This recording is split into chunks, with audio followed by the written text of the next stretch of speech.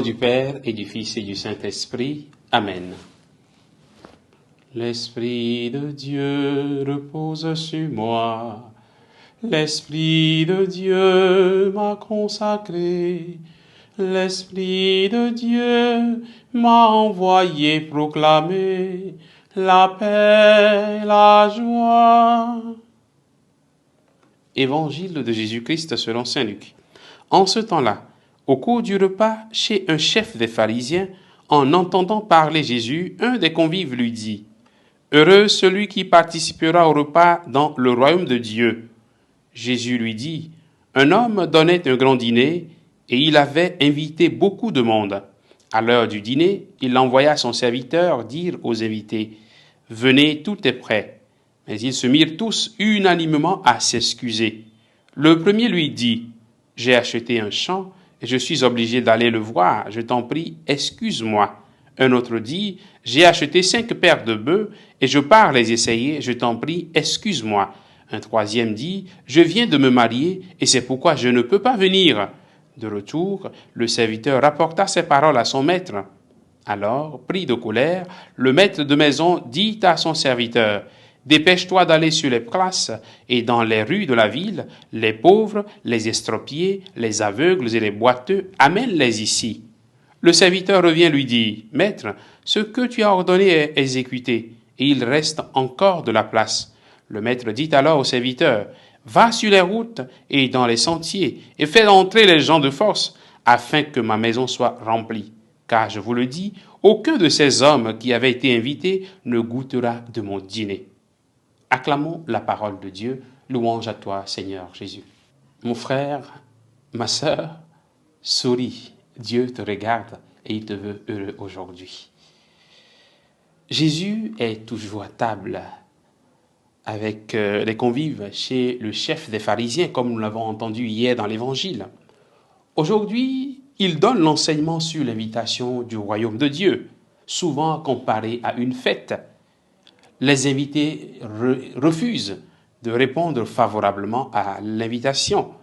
Ils trouvent chacun des excuses pour se soustraire. Premier enseignement que nous pouvons avoir aujourd'hui, c'est que Dieu nous invite, toi et moi, à entrer dans la joie de sa fête. C'est pourquoi nous devons sourire et garder la joie. Le royaume de Dieu est une affaire de joie et de fête. Cette joie est le signe du bonheur auquel Dieu nous invite. Mais déjà dans le sacrement de l'Eucharistie, nous voyons déjà cette joie. Ce sacrement préfigure déjà cette joie des noces éternelles. Le sacrement de l'Eucharistie nous renseigne déjà sur ce bonheur que nous aurons auprès de Dieu. Ces mots peuvent sembler des paroles naïves sur un bonheur hypothétique pour certains. Mais la foi est l'assurance de ce que l'on ne voit pas. Si nous croyons que Dieu nous invite à la joie, alors semons cette joie en nous, semons cette joie autour de nous. Laissons-nous envahir par cette joie. Qu'aucune situation, si complexe et difficile soit-elle, ne nous ravisse notre joie. J'ai envie de dire encore, souris mon frère, souris ma sœur, Dieu te regarde et te veut heureux. Peu importe la situation que tu portes, peu importe la difficulté que tu traverses. Deuxième enseignement, les premiers invités trouvent des excuses pour ne pas venir à la fête. Quelles sont nos excuses aujourd'hui pour ne pas être heureux ?